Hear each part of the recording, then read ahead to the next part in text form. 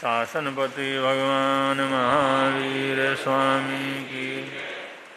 परम घोर तपस्वी स्वामी श्री निहाल चंद जी महाराज।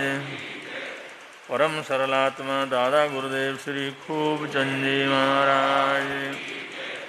संघ संरक्षक बहुसूत्र पूज्य गुरुदेव श्री फूल चंद जी महाराज। उत्तर भारतीय प्रवर्तक शासन सूर्य पूज्य गुरुदेव श्री शांति स्वरूप जी महाराज।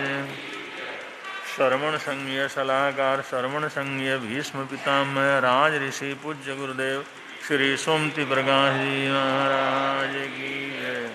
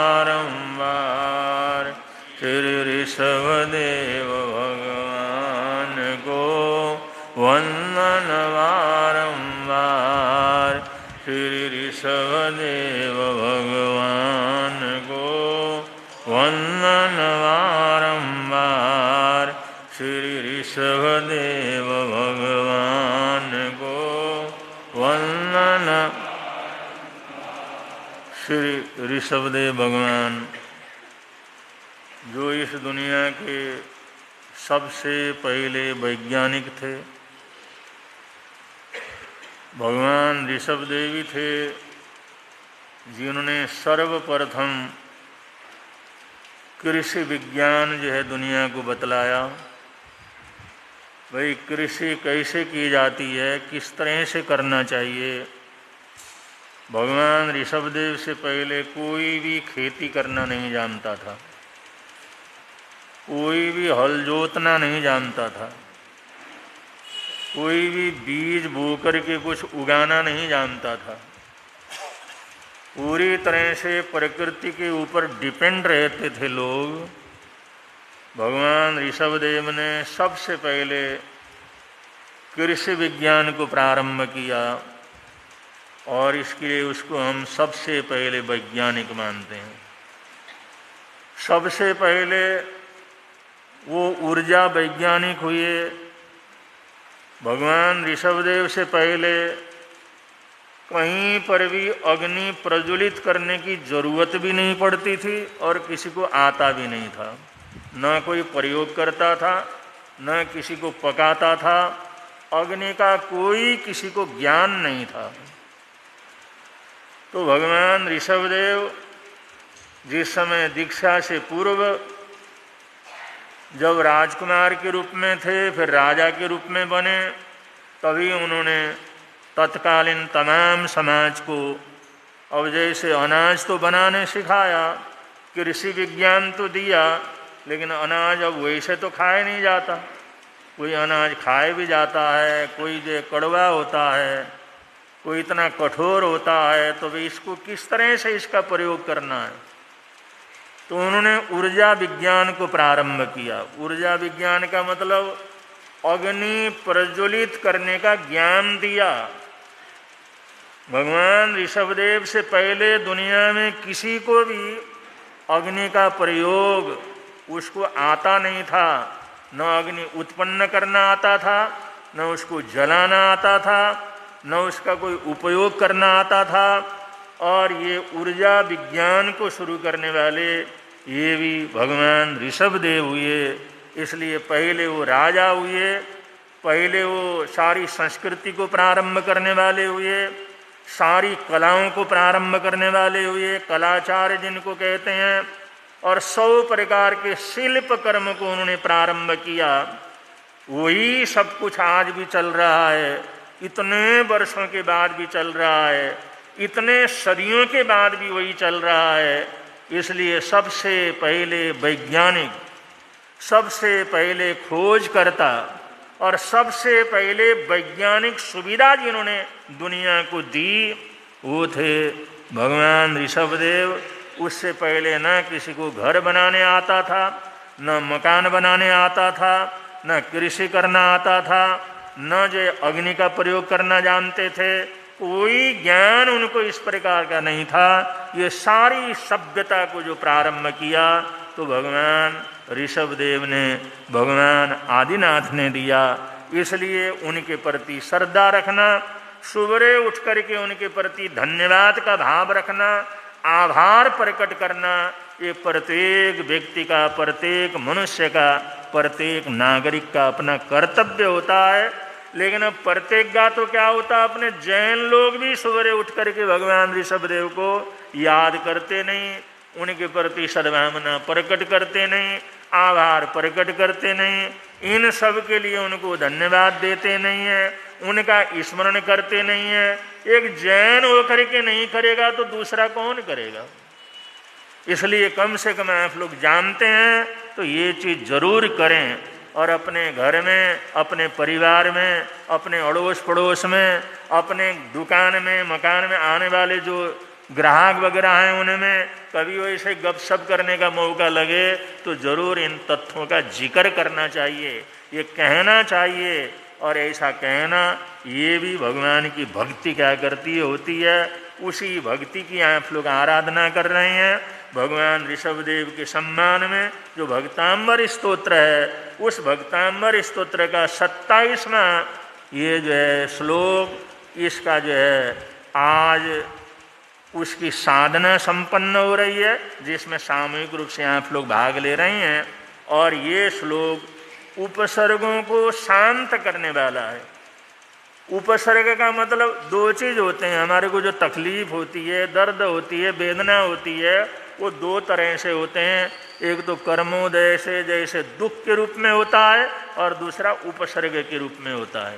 भाई तुम्हारे को दुख है या उपसर्ग है? ये उपसर्ग कहते हैं जैसे कोई क्रोध में आकर के, लालच में आकर के, भय में आकर के, डर में आकर के जो अगले को परेशान करता है, रोकता है, उस कष्ट को कहते हैं उपसर्ग। और स्वाभाविक रूप से जो तकलीफ आती है उसको कहते हैं दुख। जैसे हमारे शरीर के अंदर कोई फोड़ा हो गया तो वो तो स्वाभाविक रूप से हो गया, वो हमारा दुख है। और किसी ने हमारे हाथ पैरों को काटा और उसको जख्म कर दिया, ये होता है उपसर्ग। जैसे मच्छर काटते हैं तो हमारा दुख है, वो तो स्वाभाविक रूप से काटता है। लेकिन कोई अगर हमारे को जहर का टीका लगा देता है तो ये जो है उपसर्ग के अंदर आता है, जो देवों के द्वारा, मनुष्यों के द्वारा, त्रियंचों के द्वारा जो तरह तरह से जानबूझ करके क्रोध आदि से प्रेरित होकर के इस प्रकार का तकलीफ देते हैं, उसको उपसर्ग कहते हैं। तो कोई भी ऐसा उपसर्ग है उसको शांत करने के लिए, उसका निराकरण करने के लिए ये 27वें श्लोक की आराधना साधना की जाती है। अब हमारे मणिबद्ध मुनि जी महाराज साहब इस 27वें श्लोक का संपूर्ण संपन्न करवा रहे हैं। बोलिए भगवान महावीर स्वामी की जय।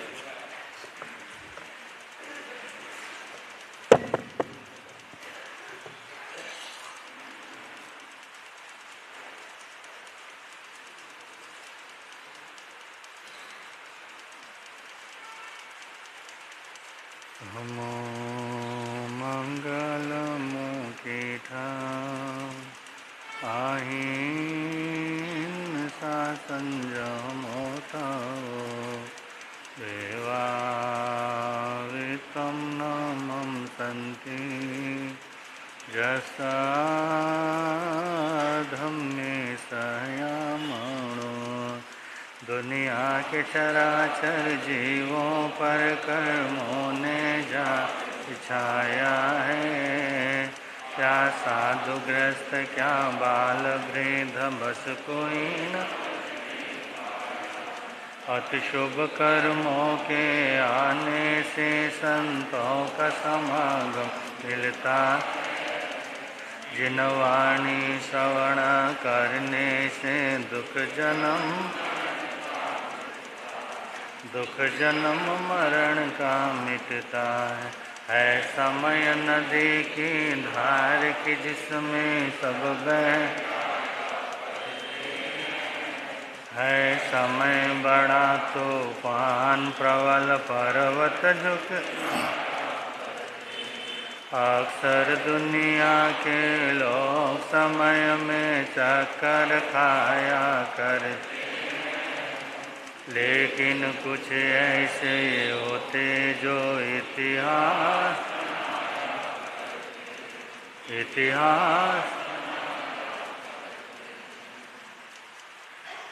अनंत अनंतोपकारी त्रैलोक्यनाथ शासन के महाप्राण शरण भगवान महावीर स्वामी को स्मरण करते हुए आचार्य भगवान एवं आराध्य गुरुदेव के चरणों में वंदन। नेपाल हिंद गौरव वाचनाचार्य उपाध्याय प्रवर डॉक्टर श्री विशाल मुनि जी महाराज साहब के चरणों में कोटि वंदन करने के पश्चात आदरणीय मुनिराज, प्रिय श्रोताजन, आप हम सब लोग भक्तम अनुष्ठान को बड़े सुंदर रूप में आगे बढ़ा रहे हैं। आज 27वें स्तोत्र की साधना आप हम सब लोग करेंगे। उससे पूर्व इस विधि को संपन्न करें। श्री सिमंदर स्वामी भगवान, श्री ऋषभदेव जी, आचार्य श्री मानतुंग जी एवं गुरुदेव जी वाचनाचार्य भगवान आपकी आज्ञा से, आपकी कृपा से, आपके प्रभाव से, आपके अनुग्रह से हम सब भक्तंबर संपुट प्रारंभ कर रहे हैं। यह अनुष्ठान सुख शांति आनंद पूर्वक परिपूर्ण हो, इसी भावना के साथ छिपोम स्वाहा छिपोम स्वाहा छिपोम स्वाहा छिपोम स्वाहा छिपोम स्वाहा छिपोम स्वाहा छिपोम स्वाहा छिपोम क्षिपों स्वाहा। श्री आदिनाथाय नमः। श्री आदिनाथाय नमः। श्री आदिनाथाय नमः। श्री आदिनाथाय नमः। श्री आदिनाथाय नमः। श्री आदिनाथाय। श्री आदिनाथाय नमः। श्री आदिनाथाय नमः। श्री आदिनाथाय नमः। नमोत्थणं समणस्य भगवो महावीरस्य। नमोत्थणं समणस्य भगवो। नमोत्थणं समणस्य भगवो महावीरस्य। नमोत्थणं समणस्य भगवो। नमोत्थणं समणस्य भगवो महावीरस्य। नमोत्थणं समणस्य भगवो। नमोत्थणं समणस्य भगवो महावीरस्य। नमोत्थणं समणस्य भगवो महावीरस्य। नमोत्थणं समणस्य भगवो। ह्रीं सर्वशान्ति कुरु कुरु स्वाहा। ह्रीं सर्वशान्ति कुरु कुरु स्वाहा। ह्रीं सर्वशान्ति कुरु कुरु। ह्रीं सर्वशान्ति कुरु कुरु स्वाहा। ह्रीं सर्वशान्ति कुरु कुरु स्वाहा। ह्रीं सर्वशान्ति कुरु कुरु स्वाहा। ह्रीं सर्वशान्ति कुरु कुरु स्वाहा। ह्रीं सर्वशान्ति कुरु कुरु स्वाहा। ह्रीं सर्वशान्ति कुरु कुरु स्वाहा। भक्तामरा प्रणतमौलिमणिप्रभाण मोद्योतकं दलितपाप सम्यक् प्रणम्य जिनपादयुगं युगादा वालम्बनं भवजले को विस्मयोऽत्र यदि नाम गुणैरशेषै तन्संसितो निरवकाशतया मुनीषा दोषैरुपात विविधाश्रमजा स्वप्नान्तरेऽपि न कदाचिदपेक्षितोऽसि यशस्तुता सकलवाङ्मयतत्त्वबोधा दुदभूतबोधिपटुभीश्वरलोक स्तोत्रैर्जगत्रितयचित्तहरेरुदारे स्तोषे किलाहमपि तं उवास्तु यदि नाम गुणैरशेषै कंसंसितो निरवकाशतया मुनीषा दोषैरुपात विविधा स्वप्नान्तरेऽपि न कदाचिदपेक्षितोऽसि बोध्या विनापि विबुधाचितपादपीठा स्तोतुं समुदतमतिर्विगता बालं विहाय जलसंस्थितमिन्दुबिम्ब मन्ये कैक्षति जना को विस्मयोऽत्र यदि नाम गुणैरशेषै तन्संसितो निरवकाश दोषैरुपात विविधा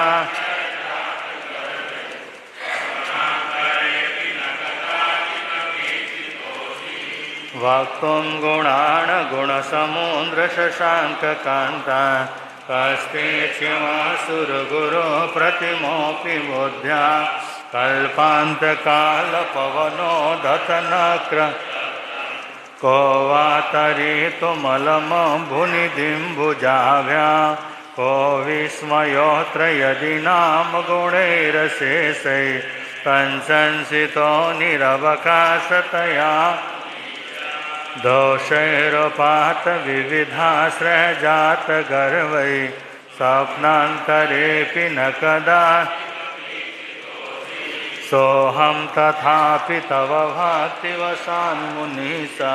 कर्तुं स्तवं विगतशक्तिरपि प्रवृत्ता प्रीत्यात्मवीरमविचार्य मृगो मृगेन्द्रं नाभेति किं निजशिशो परिपालनार्थं को विस्मयोऽत्र यदि नाम गुणैरशेषै कंसंसितो निरवकाश दोषैरुपात विविधाश्रयजातगर्वै स्वप्नान्तरेऽपि न कदा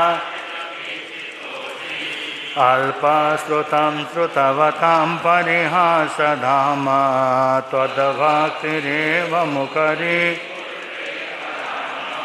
यत्कोकिलाकिलमधु मधुरं विरोहति तच्चाम्रचारुकलिका निकरैकहेतु को विस्मयोऽत्र यदि नाम गुणैरशेषै तन्संसितो निरवकाशतया मुनिषा दोषैरुपात विविधा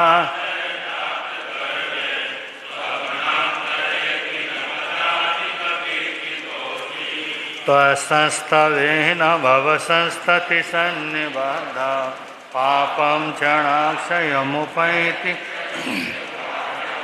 आक्रान्तलोकमलिनीलमशेषमासु सूर्यासु भिन्नमिव सार्वरमन्धकारं को विस्मयोऽत्र यदि नाम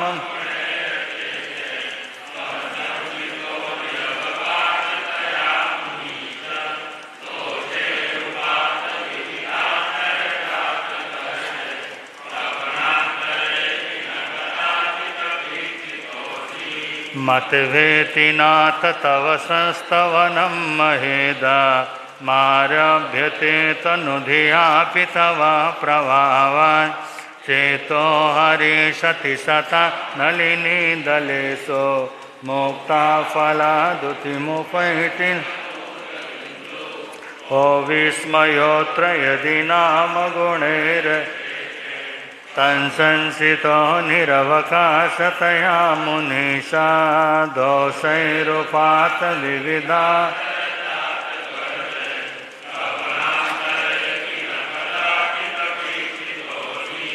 आस्तं तवस्तवनमस्तसमस्तदोषं तत्सं कथापि जगतां दूरे सहस्रकिरणा कुरुते प्रभैव पद्माकरेषु जलजानि को विस्मयोऽत्र यदि नाम गुणैरशेषै तन्संसितो निरवकाश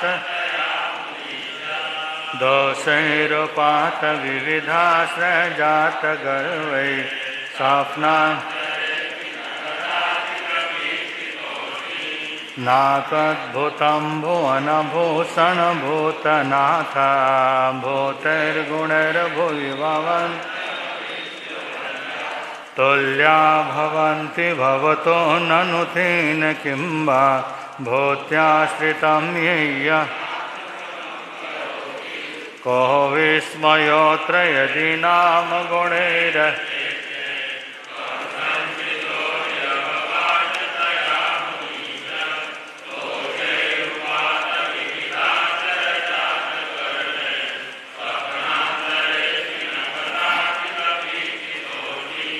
दृष्ट्वा भवन्तमनिमेषविलोकनीयं नान्यग्रतो समुपयाति जनस्य चक्षु प्रीत्वा पया शशिकरदुतिदुग्धसिन्धो क्षारं जलं जलनिधेरसिकं तु ईक्षे यो विस्मयोऽत्र यदि नाम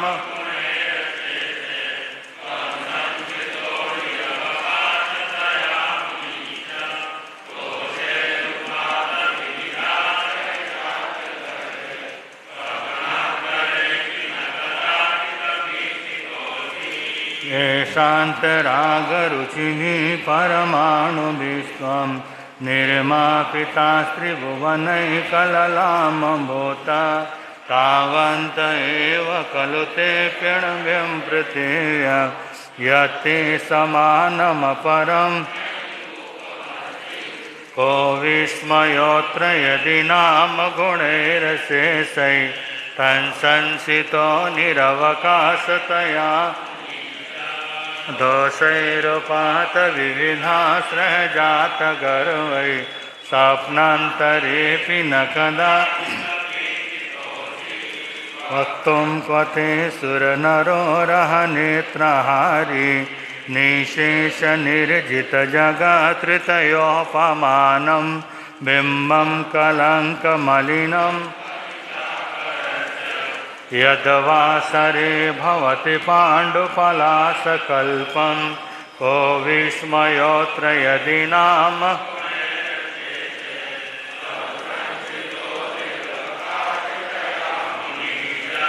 दोषैरुपात विविधा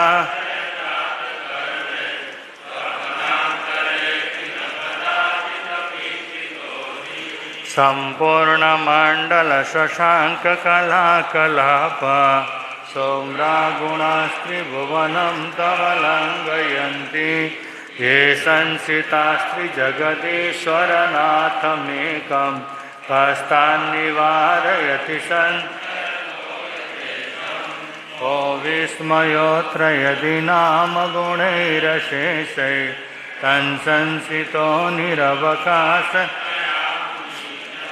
दोषैरुपात विविधाश्रयजात गर्वै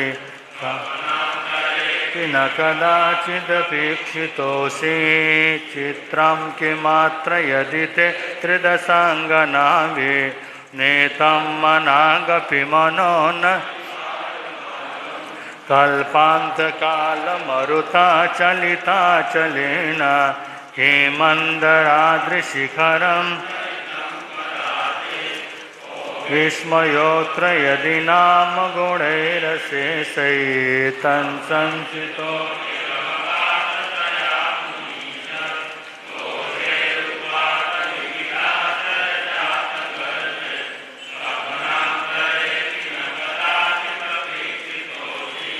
निर्धूमवर्तिरपवर्धिततैलपूरा कृष्णं जगत्त्रयमिदं प्रकटीकरोषि गम्यो न जातु मरुतां चलिताचलानां दीपोपरसमसिनाथ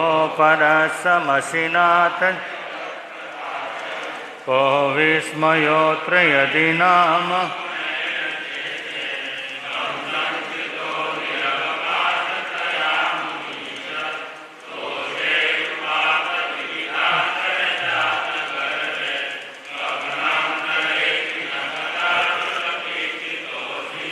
नास्तं कदाचिदुपयासि नराहुगम्ये स्पष्टीकरोषि सहसा युग नाभोधरोदरनिरुद्धमहाप्रभाव शौर्यातिशायि महिमा श्रीमुनीन्द्रलोके को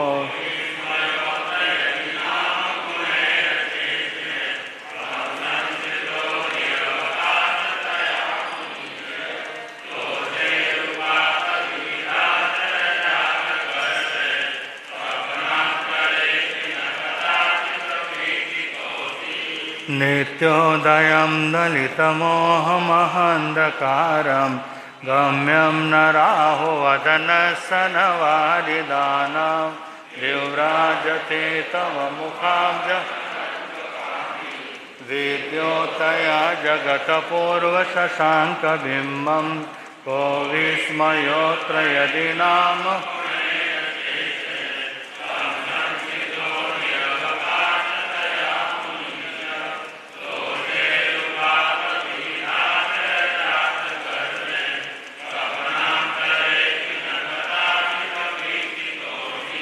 किं सर्वरीषु शशिना हि विवस्वताव योऽस्मन्मुखेन्दुदलितेषु तमस्सु नाथ निष्पन्नशालिवनशालिनि जीवलोके कारयति जलधरैर्जलं को विस्मयोऽत्र यदि नाम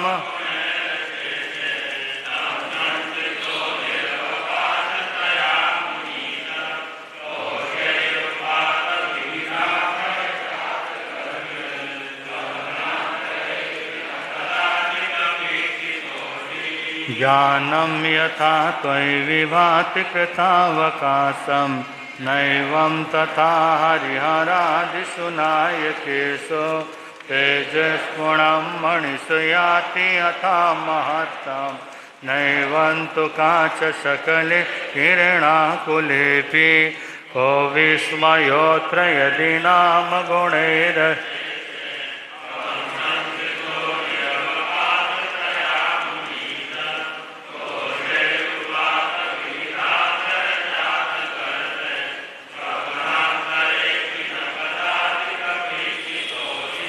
मन्ये वरं हरिहरादयैव द्रष्टा दृष्टेषु एष हृदयं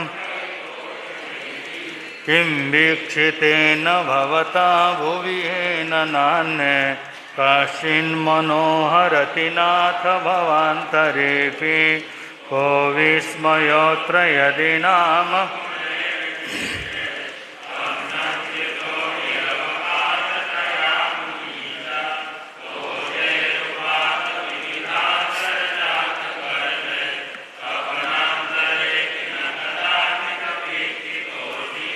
स्त्रीणां शतानि शतशो जनयन्ति पुत्रा नान्ये सुतं तदुपमं जननी प्रसूता सर्वादिशो ददति वानि सहस्ररश्मिं प्राचीव दिग्जनयति स्फुरदंशुजालम्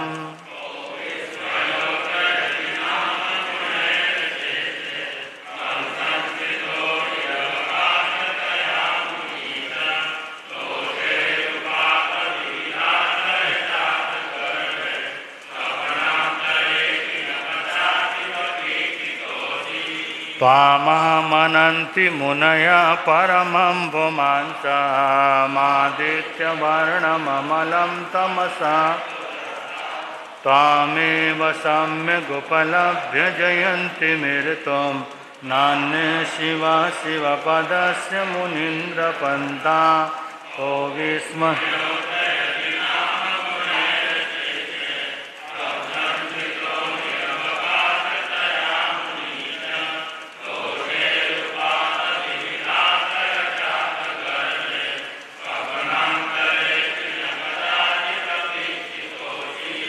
त्वामावयं व्योमचिन्तमसङ्ख्यमाद्यं ब्रह्माण्डमीश्वरमनन्तमनङ्गकेतुं योगीश्वरं विदितयोगमनेकमेकं ज्ञानस्वरूपममलं को विस्मयोऽत्र यदि नाम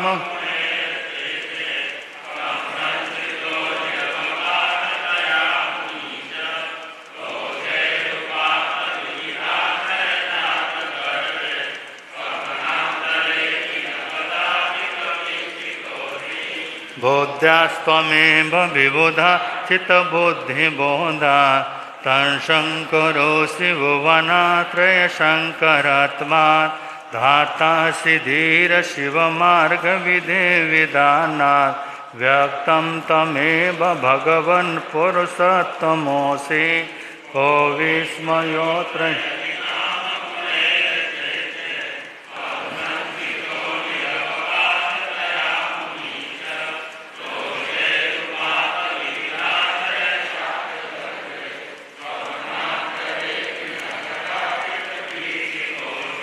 तोभ्यं नमः त्रिभुवनार्तिहराय नाथ तोभ्यं नमः चितितलामलभूषणाय तोभ्यं नमः श्रीजगता परमेश्वराय तोभ्यं नमो जिनभवोदधिशोषणाय ओ विस्मगुणैरशेषै तंसंसितो निरवकाशतया मुनीषा दोषैरुपात विविधास्रवजात स्वप्नान्तरेऽपि न कदाचिदपेक्षितोऽसि को विस्मयोऽत्र यदि न गुणैरशेषै तंसंसितो निरवकाश दोषैरुपात विविधास्रजातगर्वै स्वप्नान्तरेऽपि न कदा दोषैरुपमगुणैरशेषै तंसंसितो निरवकाशतया मुनीषा दोषैरुपात विविधास्रजातगर्वै स्वप्नान्तरेऽपि न कदा ओच्चैरशोकतरुसंसितमन्मयोखा मा भातिरोपममलं भवतो नितान्तं स्वष्टोलसत्किरणमस्ततमोदितानं बिम्बं ब्रवेरिव पयोधरपार्श्व को विस्मयोऽत्र यदि नाम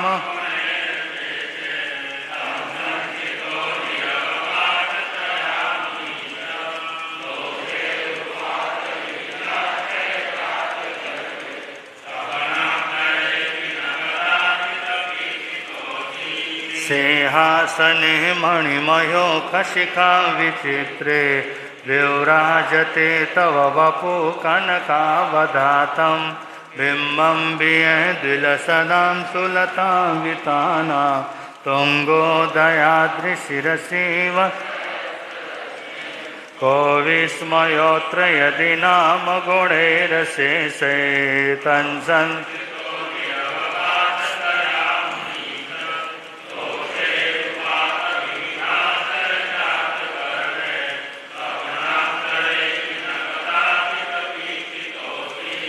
कुन्दावदात चलचामलचारुसोऽं विराजते तव वपो कलगौतकान्तम् ओद्यश्च शाङ्खशुचिनिर्जर मोक्षे स्थितं सुरगिरेरिव शान्तकोवं को विस्मयोऽत्र यदि नाम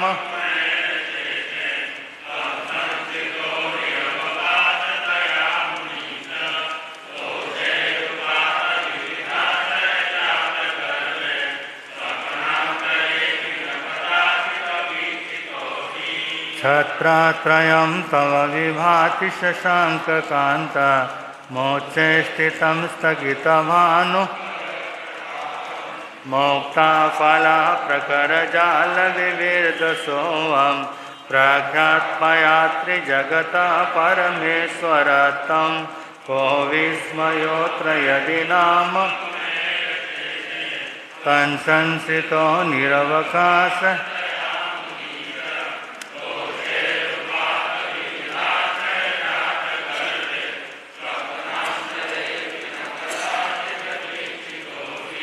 गम्भीरताररवपूरितदिग्विभागा त्रैलोक्यलोक्यशुभसङ्गमभूतिदक्षा साधर्मराजजयगो खेदुंदुमिर्ध्वनति ते यशसा प्रवादी को विस्मयोऽत्र यदि नाम गुणैरशेषै तन्संसितो निरवकाशतया दोषैरुपात विविधा स्वप्नान्तरेऽपि न कदाचिदपेक्षितोऽसि मन्दारसुन्दर सन्तानकादिकुसुमोत्करवृष्टिरोद्दा गन्धोदबिन्दुशुभमन्दमरुत्प्रपाता दिव्या दिवा पतति ते को विस्मयोऽत्र यदि नाम गुणैरशेषै तन्संसितो निरवकाश दोषैरुपात विविधाश्रयजातगर्वै स्वप्नान्तरेऽपि न कदा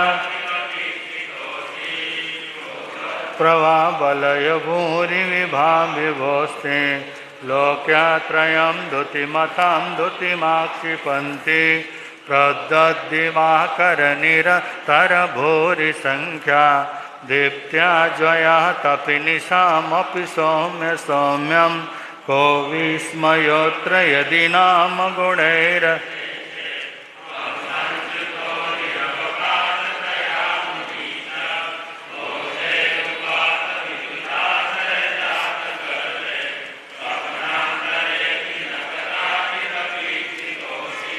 स्वर्गापवर्गगममार्गविमार्गनिष्ठा साधर्मतथ्यकथनैकपटो स्त्रीलोक्या दिव्यध्वनिर्भवति ते विशदार्थ सर्वा भाषा स्वभावपरिणामगुणैः प्रयोज्य को विस्मयोऽत्र यदि नाम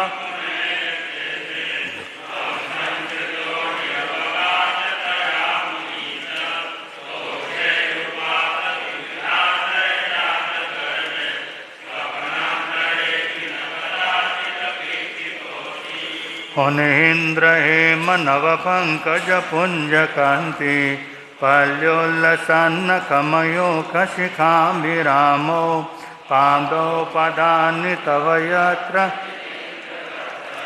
पद्मानि तत्र विबुधा परिकल्पयन्ति यो विस्मयोऽत्र यदि नाम गुणैर तन्संसितो निरवकाशतया दोषैरुपात विविधा सृजातगर्वै स्वप्नान्तरेऽपि न कदा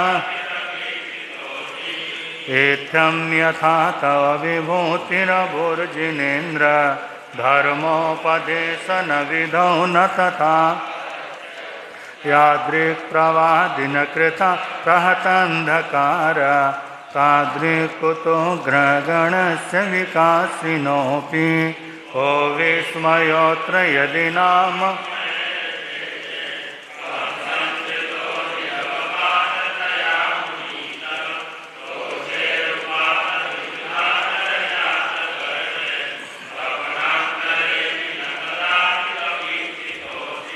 शोचन्मदा विलविलोलकपोलमूला मात्या भ्रमद्भ्रमरनादविविर्दकोपम् ऐरावताभमिममुदतमापतन्तं दृष्ट्वा भयं भवति नो भवदाश्रितानां को विस्मयोऽत्र यदि नाम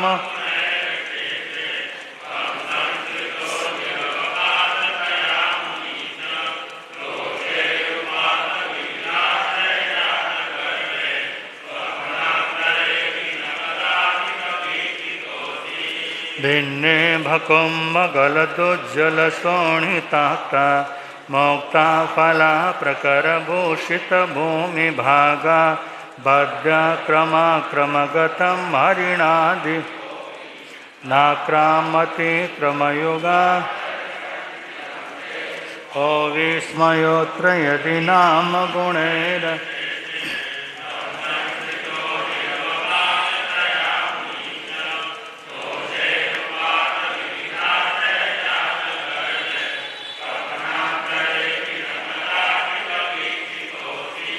कल्पान्तकालपवनो धतवह्निकल्पं दावानलं जलितमुज्ज्वलमुस्फुलिङ्गं विश्वं जिगीषु विवसन्मुखमापतन्तं त्वन्नामकीर्तनजलं समयस्तशेषं को विस्मयोऽत्र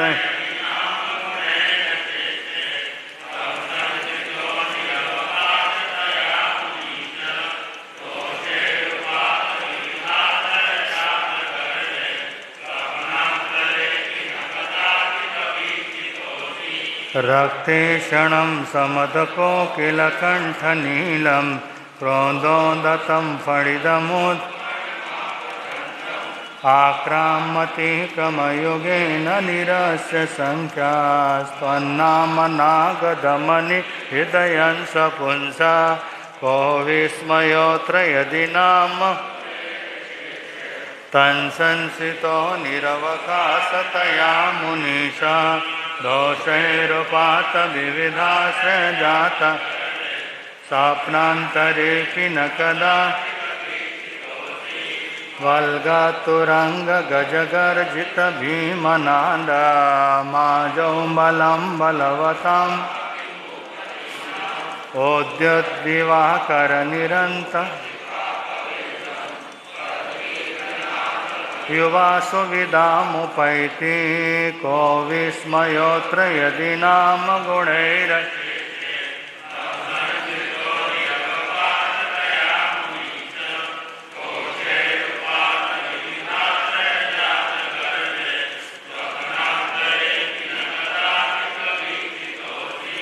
कुन्दाग्रभिन्न वेगावतारतरणातुरयुद्धभीमे युद्धे जयं विजितदुर्जय जेयपक्षा त्वत्पादपङ्कजवनासैनो लभन्ते को विस्मयोऽत्र यदि नाम तन्संसितो निरवकाशतया मुनीषा दोषैरुपात विविधा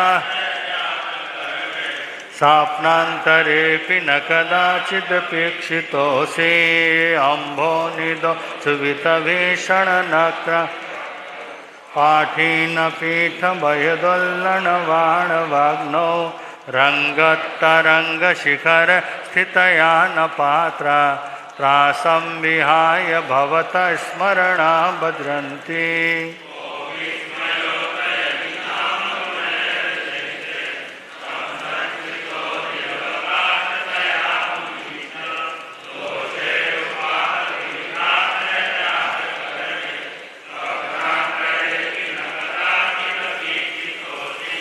उद्भूत भीषण जलोदर भार भुग्ना शोचां दशामुपगता शुचिजीविता सा तत्पाद पंकजरजो मृतदिघ्यदेहा मर्त्या भवन्ति मकर ध्वजतुल्यरूपा को विस्मय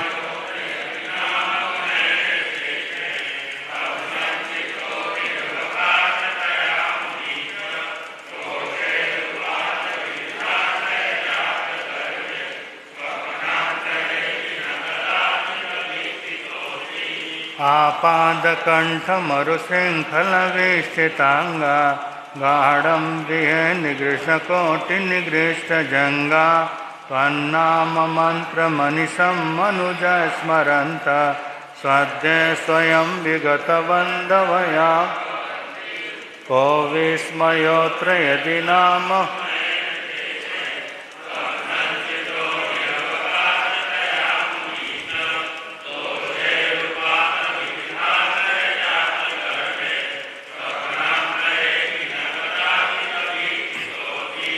मत्तो दीपेन्द्र मृगराजदवाललाहि संग्रामवारिधि महोदर वन्दनोतं तस्यासुनासुमुपयाति भयो विएव यस्तावकं स्तममिमं मतिमानधीते।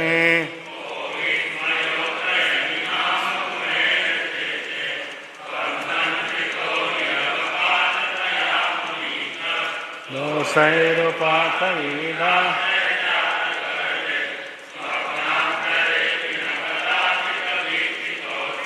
स्तोत्रं सजन्त भजिनेन्द्रगुणैर्निबद्धां भक्त्यां मया रुचिरवर्णविचित्रपुष्पं धत्ते जनो येयकण्ठगतामजर्षं तं मानतुङ्गमवसा समुपैति लक्ष्मी तम्मानतुङ्गमवसा को विस्मयोऽत्र यदि नाम गुणैरशेषैतन्संसितो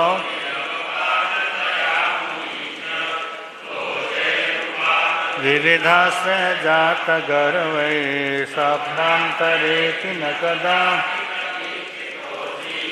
भक्तामरा प्रणतमौलिमणि प्रमाणमोद्यो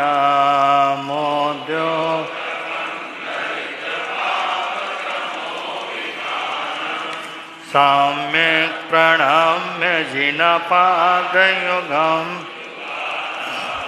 वालम्बनं भवजले पततां जनानां यशस्तुता सकलवा मयतत्त्वबोधा दुधभूतबोधिपटुभि सुरलोकनाथे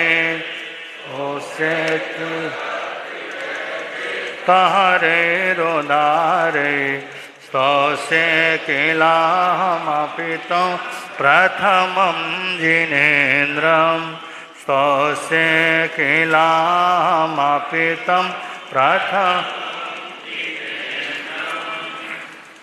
इति अति सुंदरम रमणीकम कल्याणकरम हितकरम सुखकरम मोक्षदायकम पापचायकम कर्मनाशकम शांतिकरम रहस्यमयम गुणम तांत्रिकम तंत्र मंत्र युक्तार्थपद भाव अलंकारण परिपूर्णम आध्यात्मिकम काव्यरत्नम साहित्यकम भक्तमानार्थमाय स्तोत्रम तस्य शांतार्थम उपशांतार्थम हितार्थम कल्याणार्थम मोक्षार्थम सद्विधिन सद्भक्त सद्भावन सद्भक्त चरणों सरोजय परिपूर्ण भाविने समर्पण। हे प्रभु आपके श्री चरणों में भक्तमर स्तोत्र विधिवत समर्पित करते हैं। बोलिए आदिनाथ भगवान की, बोले आचार्य मानतुंग जी महाराज की। देवाधिदेव श्री सादर शीश झुकाते दे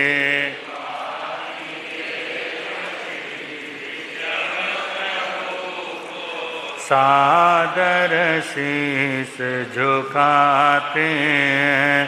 श्री आदि जिनेश्वर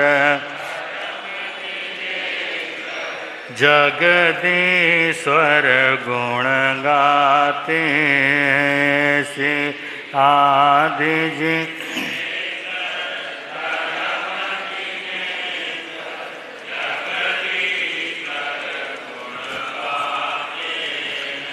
दुख सागर में थी डूब रही नहीं जब जन जीवन की।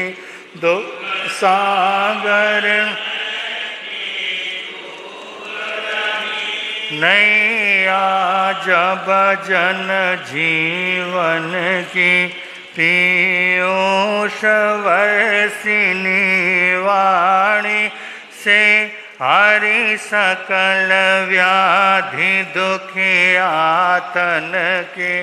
पीयूष वर्षिणी वाणी हरि सकल व्याधि दुखियातन के।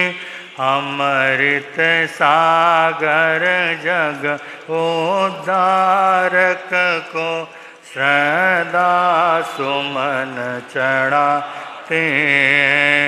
अमृत सागर जग सदा सुमन चढ़ाते हैं। देवाधिदेव से ऋषभ प्रभु को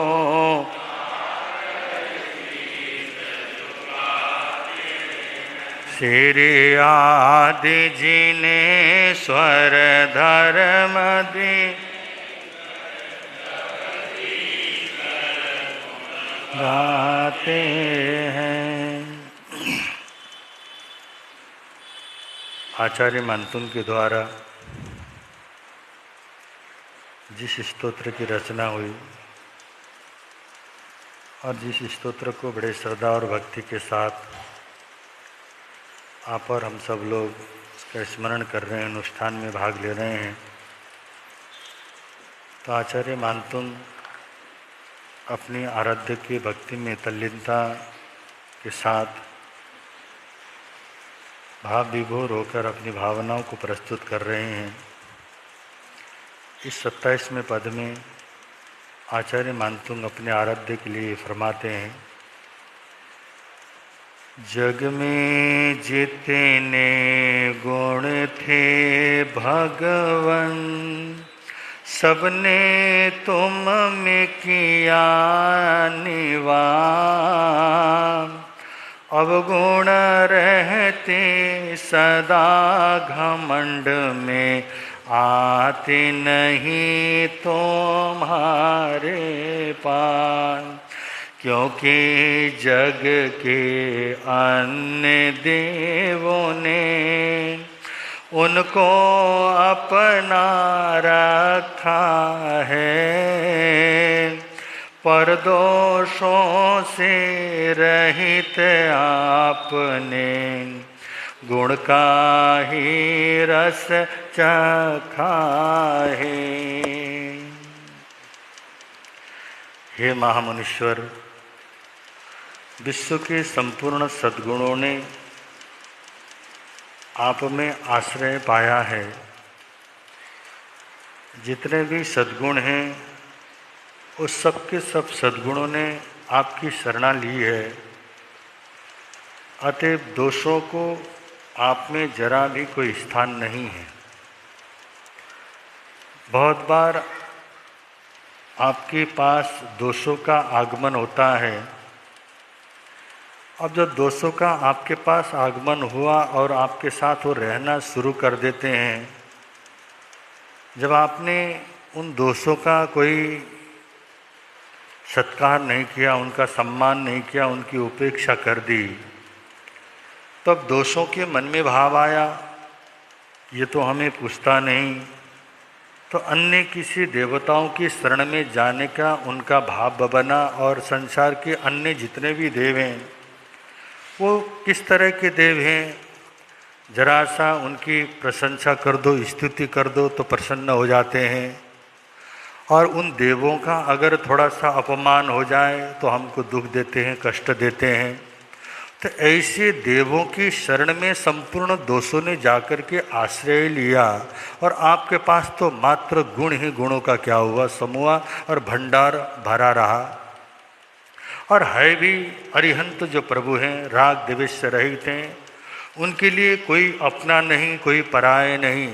और बंधु, जिसके मन में अपना और पराया का भाव होता है, वही तो जरा सी प्रसन्नता पर औरों को आशीर्वाद देता है, और जरा सा कष्ट होने पर, अपमानित होने पर सामने वाले को दुख देना प्रारंभ करता है। तो संसार के जितने भी दोष हैं, वो संपूर्ण दोषों ने अन्य देवताओं के पास जाकर के आश्रय को पाया, और उनको उसी में मजा आने लगा, और मज़े से वो घमंड में क्या रहते हैं, सारे के सार वो देव और वो दोष वहाँ पर अपना जीवन आगे बढ़ाते हैं। तो हे प्रभु, आप तो संपूर्ण गुणों के भंडार हैं, किसी भी प्रकार का आप में दोष नहीं है। जिसे अन्यत्र आदर का स्थान मिलेगा, वो भला आपकी शरण में क्यों आएगा, क्योंकि सारे दोष को तो अन्यत्र देवों पर उसको सम्मान मिला, सत्कार मिला, और अन्य देवों का सत्कार और सम्मान में इतने मस्त हो गए कि वो आपके पास न वो आने को राजी हैं, न आपने उनको स्वीकार किया है। इसलिए संसार के जितने भी सद्गुण हैं, वो सारे के सारे सद्गुण आपका आश्रय लेकर के आपके शरणों में वो रहते हैं। ऐसे आप गुणों के भंडार हैं। इस तरह बंधु अपने आराध्य के प्रति ऐसे भावों से भर कर के आचार्य मानतुंग अपने आराध्य देव की स्तुति गान कर रहे हैं, और हम भक्तामर स्तोत्र को आगे बढ़ा रहे हैं। और बड़े सुंदर रूप में, बड़े श्रद्धा और भक्ति के साथ आप लोग इस अनुष्ठान में भाग ले रहे हैं। और आज जिस परिवार ने इस भक्तामर अनुष्ठान का लाभ लिया है, श्री जोगिंद्र पाल जैन, सुपुत्र श्री प्रसन्न देवी जैन, इस परिवार की ओर से आज का ये जाप यहाँ पर संपन्न हुआ है।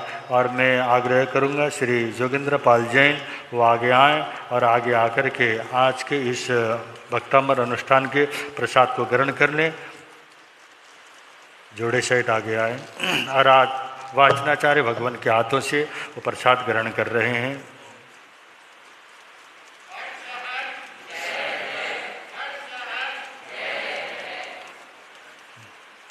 अब आप और हम सब लोग वाचनाचार्य भगवान के मुखारविंद से जिनवाणी श्रवण करेंगे।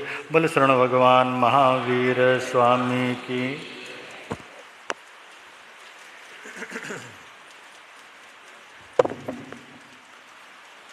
त्रिभुवन पीड़ा हरण हार हो, तुमको मेरा नमस्कार। सर्व जगत के अलंकार, प्रणाम तुम्हें मेरा हरवार।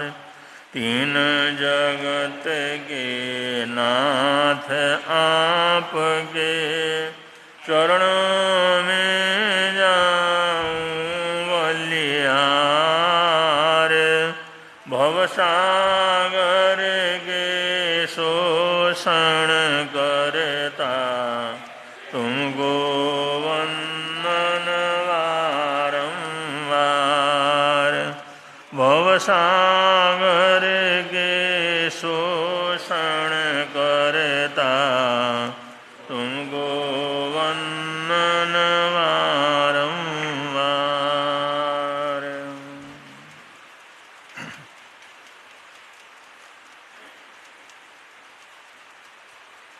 जैन परंपरा में, जैन परिवार में जन्म लेने वाले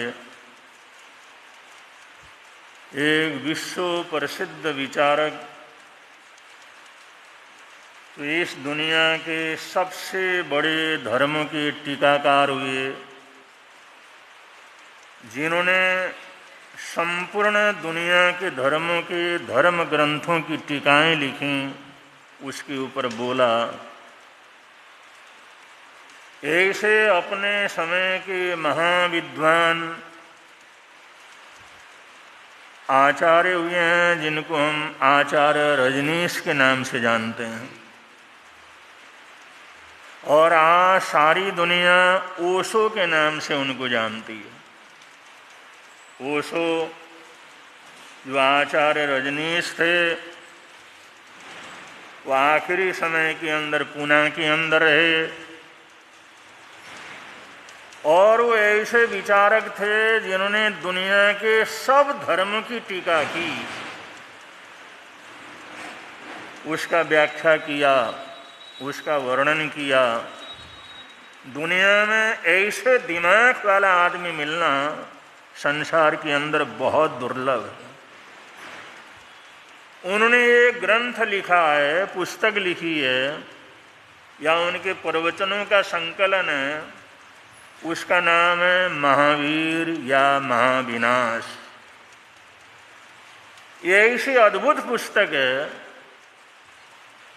उन्होंने इस पुस्तक के अंदर लिखा है जो महावीर और महाविनाश के नाम से कि या तो दुनिया में महावीर का वर्चस्व रहेगा या इस दुनिया के अंदर महाविनाश होगा।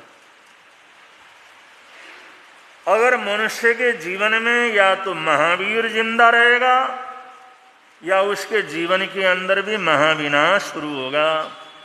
तो ये अपने आप में बहुत अद्भुत पुस्तक है जो दुनिया भर के लोग जिनके साहित्य को पढ़ते हैं, प्रसिद्ध पुस्तक है महावीर और महाविनाश।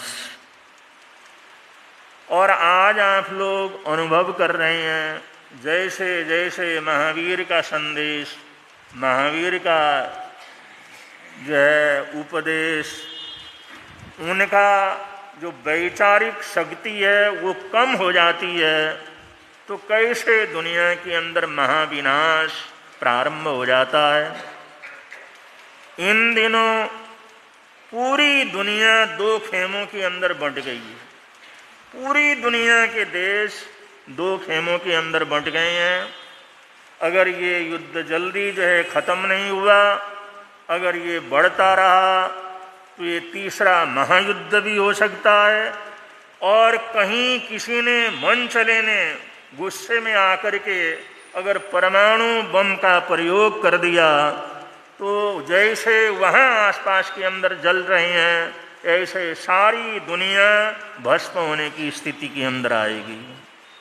तो आज तक आप लोग आराम से बैठे हैं, खा पी रहे हैं, सोच रहे हैं वहाँ पर झगड़ा हो रहा, हमारा क्या लेना देना है। लेकिन बंधु, हम बमों के ऊपर बैठे हुए हैं। कब किस समय क्या होना है कुछ पता नहीं है। किस समय उग्रवादी जो ऐसी जो दिमाग करने वाले लोग उस विनाश को सामने लाएं, इसका कोई अता पता क्या है नहीं है। इसलिए जीवन के अंदर महावीरत्व को, शांति को, सद्भावना को ज़्यादा से ज़्यादा ला करके दुनिया के कल्याण के लिए भी प्रार्थना करनी चाहिए, जाप करनी चाहिए। ये जो महाविनाश प्रारंभ हुआ है इसके अंदर कुछ शांति हो जाए, कुछ अमंचन हो जाए, कुछ उन लोगों को सद्बुद्धि मिले और ये जो विनाशकारी युद्ध प्रारंभ हो रहा है ये विनाशकारी युद्ध बंद हो, खत्म हो, ऐसी प्रार्थना जरूर जरूर करते रहना चाहिए। किस समय क्या होगा कुछ पता नहीं। वहाँ युद्ध हुआ है और पूरी दुनिया के अंदर महंगाई बढ़ने क्या हो गई है, शुरू हो गई है। तो आज दुनिया की घटनाओं से हम कभी भी अछूते क्या कर सकते, नहीं रह सकते। अब ये जो झगड़ा है, ये झगड़ा विशेष रूप से यरूशलेम, जिसको जेरूशलेम शहर कहते हैं, उसको लेकर के झगड़ा है।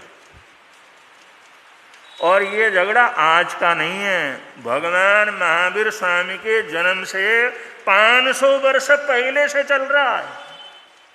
भगवान महावीर स्वामी 2500 वर्ष हुए, उससे 500 वर्ष पहले से ये झगड़ा चल रहा है। उस समय इस यरूशलेम शहर के अंदर, जेरूशलेम शहर के अंदर इब्राहिम हुए और उस इब्राहिम की जो परंपरा है वो यहूदी धर्म है। इब्राहिम ने जिसको शुरू किया, इब्राहिम ने जो संदेश वगैरह दिया, उस इब्राहिम के नाम से जो धर्म परंपरा चली उसको कहते हैं यहूदी धर्म। उसी को जूस कह करके पुकारा जाता है और वही आज का इजराइल है। और समय समय पर वहाँ पर युद्ध होते रहे, क्योंकि बाद में ईसा मसीह को जो सूली के ऊपर चढ़ाया गया वो भी यरूशलेम में चढ़ा गया, उस शहर में। इसलिए सारी ईसाई तो उससे उन्हें जुड़ी हुई है। यहूदी धर्म वाले तो जुड़े ही हुए हैं। वो तो कहते हैं हमारा खानदानी देश है, हमारे सबसे पहला देश है, इब्राहिम का देश है और इब्राहिम से हम जो चले हैं, इसलिए हम यहाँ के मूल हैं, हमारा अधिकार मूल है, हम यहाँ से सबसे पहले बाशिंदे हैं। ये सारे यहूदियों का कहना है। और जो ईसाइयत वाले जितने भी वो कहते हैं हमारे ईसा मसीह है, वो वहाँ से उन्होंने स्वर्ग की यात्रा शुरू की। मतलब उनको सूली दे दिया गया, क्रास के अंदर चढ़ा लिया, अपने शरीर को छोड़ा, तो वहीं से तो उनका शुरू हुआ। इसलिए कहते हैं ये तो हमारा तीर्थ है, ये हमारा अधिकार है। और आगे जा कर के, क्योंकि अभी तो 2023 चल रहा ना इनका, वो तो पहले हुए, इब्राहिम सबसे पहले हुए, उसके बाद जो है ईसा हुए। और आज से 1500 साल पहले फिर वहाँ पर जो जन्म लिया, मोहम्मद ने जन्म लिया और मोहम्मद ने वहीं से धर्म की क्रांति की। मक्का मदीना के अंदर जन्मे और वहाँ से यहाँ आकर के उन्होंने यहाँ से धर्म का प्रचार प्रसार किया। और इस्लाम वाले कहते हैं इसके ऊपर तो हमारा अधिकार है, ये हमारे मोहम्मद साहब की जगह है, उन्होंने धर्म की परवाह न की। ईसाई वाले कहते हैं हमारा सबसे बड़ा ये जो तीर्थस्थल है, यहाँ यीशु ने क्रास लेकर के दुनिया को संदेश दिया। और जो यहूदी कहते हैं ये तो इब्राहिम का देश है। तो ये तीनों धर्म एक ही परंपरा के अंदर हैं और एक ही परंपरा है। आज से 3000 वर्ष पहले से इसके ऊपर अधिकार करने के लिए लड़ रहे हैं। होता रहता है झगड़ा, लाखों करोड़ों लोग मर चुके हैं ये यरूशलेम शहर के लिए। कभी कभी धार्मिक अंधता, ये धार्मिक भावनाएं, धार्मिक उग्रता कितना भयंकर रूप ले लेता है। अब भी ऐसा ही है। अब जिस समय जो है वहाँ पर ये जो है युद्ध हुआ, हमास वालों ने युद्ध किया, वो सब इस्लाम को मानने वाले, इस्लामी उग्रवादी है। और ये जो है अब जो है ये खड़ा हो गया यहूदी, ये कहते भाई ऐसे कैसे हो सकता है। और इनका सहयोग करने के लिए पूरा ईसाइयत पूरे यूरोप से लेकर के अमेरिका इसके अंदर कूद पड़ गया। अब देखो सारी दुनिया, और ये लोग हैं इजराइल वाले, भारत को भारत माता ही कह करके पुकारते हैं। जैसे हम सम्मान करते हैं ना अपने देश का, ऐसे इजराइल वाले हमारे भारत का पूरा सम्मान करते हैं। वहाँ रहने वाले हिंदुओं का बड़ा आदर और सत्कार करते हैं। वो कहते हैं हम सगे भाई हैं। और उनके जो हमेशा से हमारे देश के साथ मित्रता रही है, सारी दुनिया में कहीं पर उनको शरण नहीं मिल रहा था। और जिस समय उनकी हत्या हो रही थी, जिस समय उनको बर्बाद किया जा रहा था, उस समय भारत के अंदर उनको शरण दिया गया, यहाँ सुरक्षा दी गई, यहाँ पर प्रेम दिया गया, यहाँ तुम आराम से रहो, आराम से कारोबार करो। इसलिए वो कहते हैं सारी दुनिया में जिस समय त्रस्त थे उस समय भारत ने हमारे को शरण दिया। इसलिए इजराइल वाले भारत को भारत माता ही कह करके पुकारते हैं और हमेशा हमारे देश का पक्ष लेता है, वो हमेशा सहयोग करता है। इसलिए अभी भी जब ये जो परेशानी हो गई, भारत के प्रधानमंत्री ने सबसे पहले कहा कि तुम्हारे साथ जो हुआ है गलत हुआ है, हम हर तरह से इजराइल के साथ हैं। अब ये कहने के बाद जो उग्रवादी जो मानसिकता है, इस्लामिक मानसिकता है, और वो तो जरूर इसके अंदर उबाल खाएगी ना। तो किस समय क्या होना है, किसका दिमाग फिरना है, कौन ऐसा उग्र हो जाएगा, उनका तो अता पता लगता नहीं है। इसलिए आज सारी दुनिया और हम सब के बारूद के ऊपर बैठे हुए हैं। एटम बम के ऊपर बैठे हुए हैं, किस समय क्या होना है इसका कोई अता पता नहीं है। इसलिए जितना हो सके धर्म ध्यान करो, जितना हो सके जाप काट करो, जितना हो सके प्रभु का स्मरण करो। अगर दुनिया के अंदर तो ये जो अगर महावीरत्व कम हो जाएगा, महावीर का संदेश कम हो जाएगा, महावीर की अहिंसा कम हो जाएगी, महावीरत्व का सोच कम हो जाएगा, तो ओशो लिखते हैं दुनिया के अंदर महाविनाश होएगा। शांति रहेगी तो महावीर है, अगर अशांति हो जाती है तो महाविनाश शुरू हो जाता है। तो इस प्रकार आज हमने भी अपने लिए प्रार्थना करनी है और सारी दुनिया के लिए भी प्रार्थना करनी है। बड़ी दर्दनाक घटनाएं चल रही हैं। अब ऐसा युद्ध होता है तो कितने निर्दोष बेचारे क्या करे जाते हैं, मारे जाते हैं। इसमें किसी का पक्ष विपक्ष हम कर नहीं सकते, किसी को अच्छा बुरा नहीं कह सकते, क्योंकि लड़ाई करने वाले जब उतरते हैं तो उनका कोई धर्म अधर्म, कोई अपना पराय नहीं रहता। वहाँ तो मारो काटो खत्म करो ऐसी बात रहती है। तो पता नहीं कितना हमारा समाज, कितने करोड़ों के मानव वो इस समय दहशत के वातावरण के अंदर है। तो सर्वत्र सुख शांति रहे, आनंद मंगल रहे, ऐसी प्रार्थना हमेशा करनी चाहिए। और शाम को सोते समय अपनी आलोचना करके प्रार्थना करके सोना चाहिए, जिससे हमारे को भी शांति रहे और सारी दुनिया के अंदर भी शांति रहे। ऐसी प्रार्थना करना हमारा फर्ज है। आज की हमारी सभा में श्री बालचंद जी कोठारी, निर्मल कुमार जी कोठारी परिवार सहित यहाँ पर उपस्थित हैं। श्री झुम्बर लाल जी मुत्था, मोहना देवी मुत्था परिवार सहित यहाँ पर उपस्थित हैं। सबको बहुत बहुत मंगल कामनाएं सद्भावनाएं देते हैं। बड़े प्रेम के साथ आप लोग बोलेंगे, मिलता है आनंद प्रभु की वाणी से, मिलता है आनंद प्रभु। आने वाले 20 तारीख को आराध्य गुरुदेव का जन्मोत्सव यहाँ पर 1.25 लाख जाप के माध्यम से संपन्न हो रहा है। और तहरील से आप लोगों ने 20 तारीख के 1.25 लाख जाप में लाभ लेना है। गुरुदेव के स्वास्थ्य कामना के लिए, उनको साता रहे उस कामना के लिए। और 21 तारीख को सामूहिक रूप से आयमिल का महोत्सव है, उसमें ज़्यादा से ज़्यादा हर घर परिवार से आयमिल की तपस्या उस दिन होनी चाहिए। ये हमारी तरफ से आह्वान है, क्योंकि आराध्य गुरुदेव के स्वास्थ्य का जो है ये विषय है। इसलिए हर परिवार से हमारा प्रार्थना है, हर परिवार से आग्रह है कि आप लोगों ने आयमिल तप के अंदर भाग लेना है। और 22 तारीख को आयमिल का पारना और दोपहर को सत्संगत का कार्यक्रम है।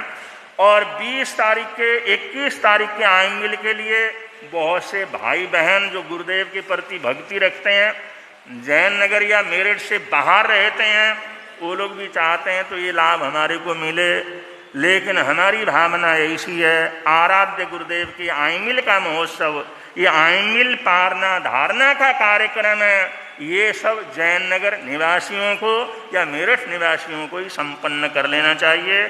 क्योंकि यहाँ पर गुरुदेव विराजमान है और आप लोग उनसे जुड़े हुए हैं, उनका अनंत अनंत उपकार है। इसलिए उनके जन्मदिन पर जो आयमिल का सामूहिक महोत्सव होना है, उसका लाभ आप लोग परिवार मिल करके करें, 2-4 परिवार मिल करके करें, 8-10 परिवार मिल करके करें, या एक ही पार करें, लेकिन करना जैन नगर निवासी मेरठ निवासियों को ही उसको संपन्न करना है।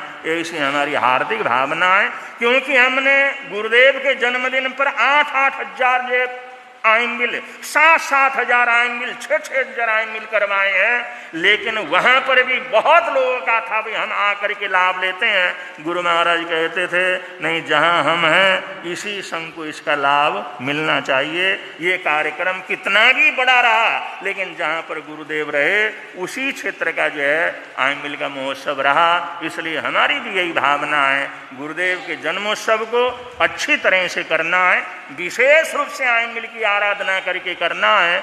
और आप लोग यहीं के सब मिल करके आप लोगों ने करना है। और जो भी आएंगे उनका तो आदर है, सत्कार है, सम्मान है। इन्हीं मंगल कामनाओं के साथ अगर किसी भाई बहन का आज का एक आसना वियासना, कोई पचखान हो तो पचखान, एक आसना वियासने का पचखान।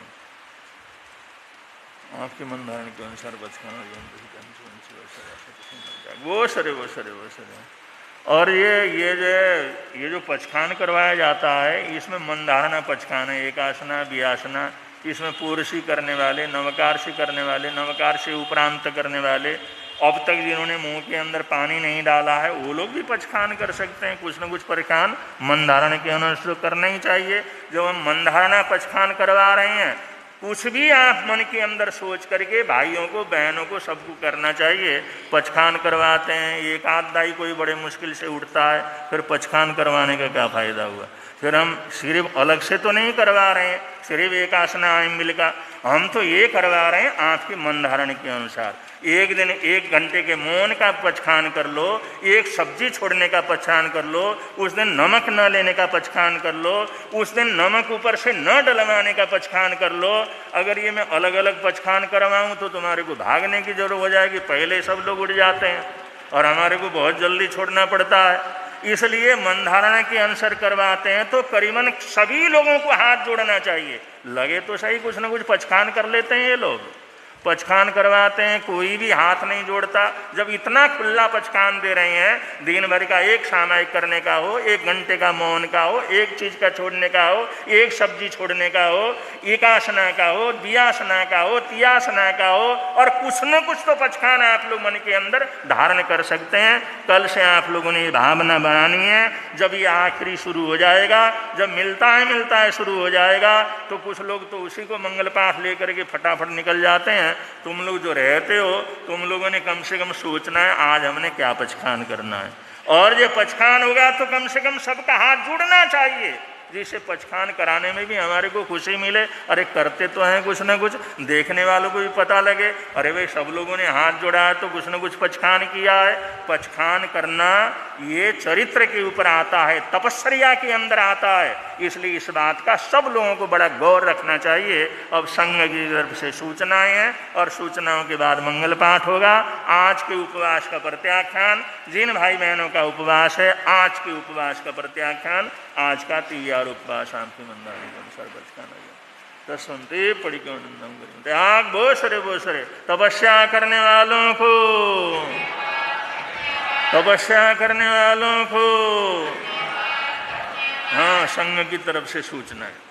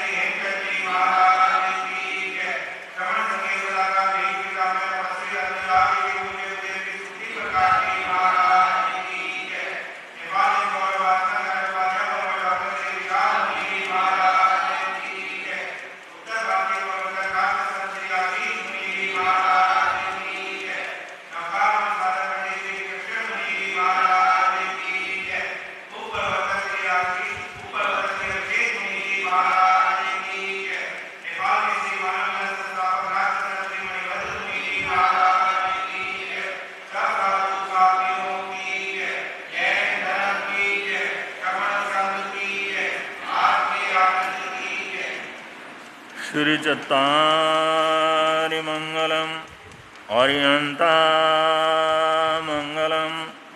सिद्धामङ्गलं सावुमङ्गलं